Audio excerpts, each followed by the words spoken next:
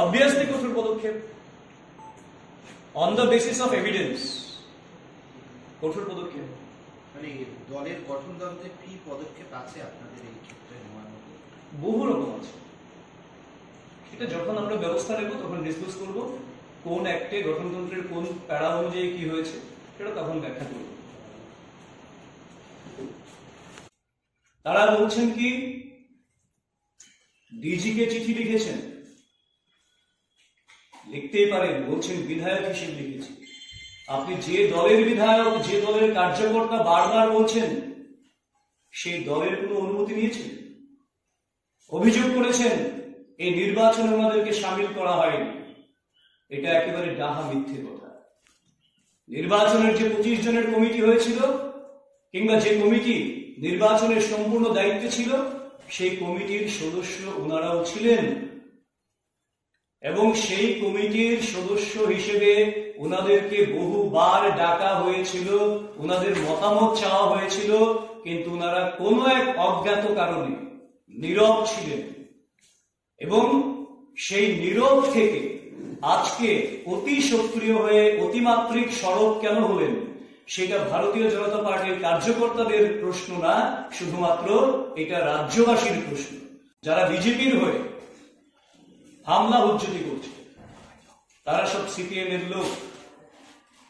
আমি বিনম্রভাবে বলবো, একজন দায়িত্বশীল কার্যকর্তা হিসেবে, একজন সিনিয়র বিধায়ক হিসেবে, এটা আপনাদেরও দায়িত্ব যে কারা তারা যে সিপিএম থেকে এসে বিজেপিকে কলুষিত করার চেষ্টা করছে, বদনাম করার চেষ্টা করছে, ষড়যন্ত্র করছে, তাদের চিহ্নিত করার দায়িত্বটা আপনাদেরও থেকে যায়। যদি আপনারা জেনে থাকেন, সেটা রাজ্যবাসীকে জানানো, দলকে প্রথম জানানো, সেটা আপনাদের প্রথম দায়িত্বের মধ্যে বর্তায় বলে ভারতীয় জনতা পার্টি ত্রিপুরা প্রদেশ বিশ্বাস করে। এবং তারাই যদি হয়ে থাকে, তাহলে অঙ্গুলিটা বিজেপির দিকে কেন? আমরা আরো লক্ষ্য করেছি, যিনি একজন প্রাক্তন মন্ত্রী ছিলেন দুজন বিধায়কের মধ্যে এই ভারতীয় জনতা পার্টির সরকারে, তিনি সরাসরি মন্ত্রী পরিষদের দিকে, মুখ্যমন্ত্রীর দিকে আঙুল তুলছিলেন। এটা অপ্রত্যাশিত। তিনি নিজে যেখানে বলছেন যে ভারতীয় জনতা পার্টিতে আগে দেশ, পরে দল, পরে ব্যক্তি, তাহলে সেই জায়গায় ব্যক্তি আক্রমণ কি করে সম্ভব? এটা কি শুধুমাত্র বিরোধীদের মাইলেজ পাইয়ে দেওয়ার জন্য, মানুষকে বিভ্রান্ত করার জন্য, নাকি অন্য কোনো বিষয় রয়েছে? সেটা রাজ্যবাসী জানতে চায়, কার্যকর্তা সবাই জানতে চায়। কারণ আপনি এখনো নিজেকে কার্যকর্তা বলে দাবি করেন, আপনারা এখনো নিজেদের কার্যকর্তা বলে দাবি করেন। কাজে কার্যকর্তা হিসেবে দল সেটা জানতে চায়, কার্যকর্তারা সেটা জানতে চায়। উনি পথে থাকবেন বলেছেন, ভোটের দিন পথে সবাই থাকবে। সমস্ত দলীয় কার্যকর্তা যারা রয়েছেন দায়িত্বপ্রাপ্ত, ওনারা থাকবেন। সমস্ত বিধায়ক, মন্ত্রী যারা রয়েছেন, যেখানে যেখানে নির্বাচন আছেন, সেখানে ওনারা পথে থাকবেন। সেটা স্বাভাবিক বিষয়, নতুন করে উচ্চারণ করার কোনো বিষয় নেই। পথে সবাই থাকবে, কিন্তু যাতে সুষ্ঠু গণতান্ত্রিক বাতাবরণকে যাতে বজায় রাখা যায়, ভোট পর্ব যাতে নির্বিঘ্নে সম্পন্ন হয়, তার জন্য কার্যকর্তাদের এবং মানুষের সহায়ক ভূমিকায় সবাই পাশে থাকবেন, সেটা আমরা প্রত্যাশা করি। আপনাদের যদি কোনো কিছু আইন অনুযায়ী যা হওয়ার সেখানে পাবো।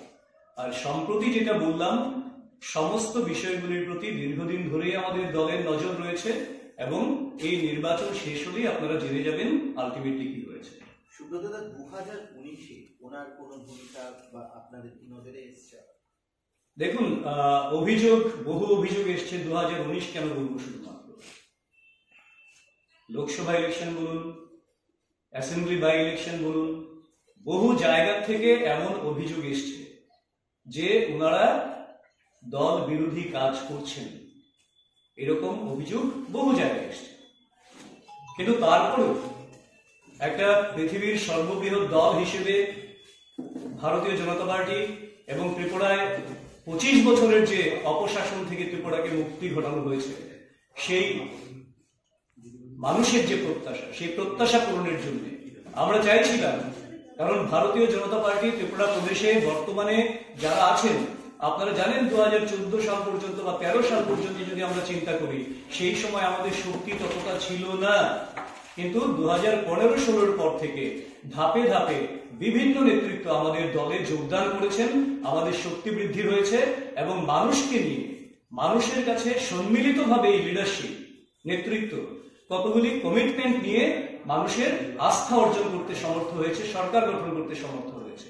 এবং তারপর আমরা মনে করেছিলাম যে তারপর স্বাভাবিকভাবেই ভারতীয় জনতা পার্টিতে যারা দীর্ঘকাল কাজ করে, তারা দলটাকে, দলের অনুশাসনকে যতটা জানেন, বোঝেন, হুট করে এসে কারোর পক্ষে ততটা জানা, বোঝা এবং সেটাকে নিজে রপ্ত করা, সেটা একটা সময় সাপেক্ষ ব্যাপার। কিন্তু আমরা চেয়েছিলাম যে ধীরে ধীরে ওনারা যারা রপ্ত করতে পারছেন না, ওনারা করুন। আপনারা দেখেছেন সম্পৃক্ততার বিরুদ্ধে আমাদের হার্শ কিছু পদক্ষেপ নিতে হয়েছে। তো সেই বিষয়গুলি সামগ্রিকভাবে বিবেচনা করে সঠিক সময় সঠিক ব্যবস্থা নেন। দাদা, কুণাল ঘোষ আজকে নিজের প্রেস কনফারেন্সে ডাইরেক্ট ভাবে বলেছে যে যদি ক্ষমতা থাকে ওনাকে বহিষ্কার করে দেখাতে, তো সেই ব্যাপারে আপনার কি রিঅ্যাকশন? দেখুন, একটা বিষয় হচ্ছে যে কুণাল ঘোষ স্থির করে দেবে যে ওনাকে বহিষ্কার করবে না কাকে বহিষ্কার করবে। কুণাল ঘোষ কে? বিজেপির সঙ্গে কুণাল ঘোষের কি সম্পর্ক আছে যে ওখান থেকে জ্ঞান মারবে? যে রাজ্যটাকে একটা গণতন্ত্রের কবরস্থানে পরিণত করেছে, প্রায় 100 মতন কার্যকর্তাকে খুন করা হয়েছে, এখন অব্দি 51টা ধর্ষণ করা হয়েছে, অগ্নিসংযোগ, লুটতরাজ করে 1 লক্ষের উপর ভারতীয় জনতা পার্টির কার্যকর্তারা এখনো পশ্চিমবঙ্গ ছাড়া রয়েছে।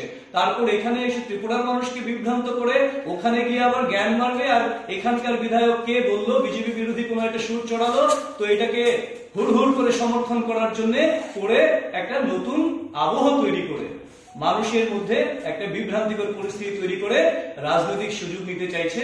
তো রাজ্যবাসী এত বোকা নয়। শুধু তো ভোটের পরে কথা কি বলা যায়? আমি বললাম অবশ্যই ভোটের পরে, কারণ ভোটের মাঝখানে তো আর কোনো ব্যবস্থা হবে না, কিন্তু সমস্ত বিষয়গুলির পুঙ্খানুপুঙ্খ রিপোর্ট বিশ্লেষণ।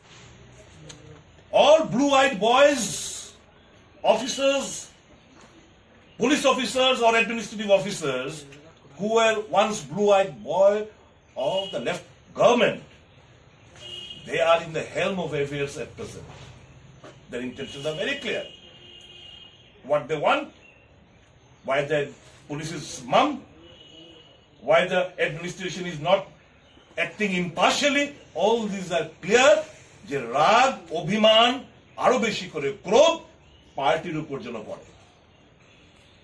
এই জিনিসটা this childish and palliative leader and company, they have failed to understand. And when they understand, it will be too late for them. I appeal today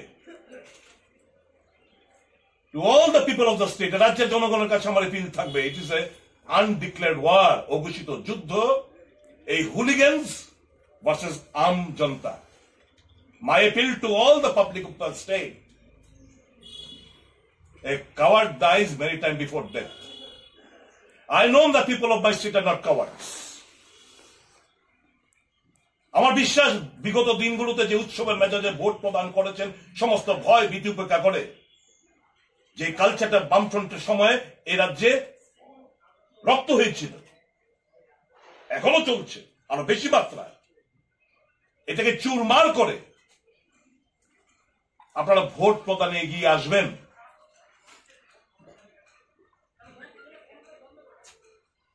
আমার বিভিন্ন ক্লাবগুলোর কাছে আমার এপিল থাকবে, আপনাদের স্বাভিমানে আঘাত লাগে না যে বহিরাগত কিছু ছেলেরা এসে আপনার পাড়ার লোকজনের উপর আক্রমণ শানাচ্ছে, বাড়িঘর ভাঙচুর করছে, মা বোনদের গালাগাল করছে, আপনাদের স্বাভিমানে আঘাত লাগে না?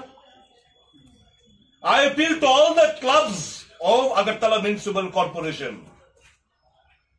Please ensure the safety and security of your localities. And ensure that no outsiders are made available on the day of polls or prior to এই যে দুদিন রয়েছে নির্বাচনের আগে। এটা আপনারা সুনিশ্চিত করবেন। Once the police has failed, miserably failed to protect the lives and properties, now I urge upon the common people to resist those evil forces who are not BJP fellows. In disguise, they are playing a foul game. They are trying to help the communists to have its foothold once again in the state of Tripura.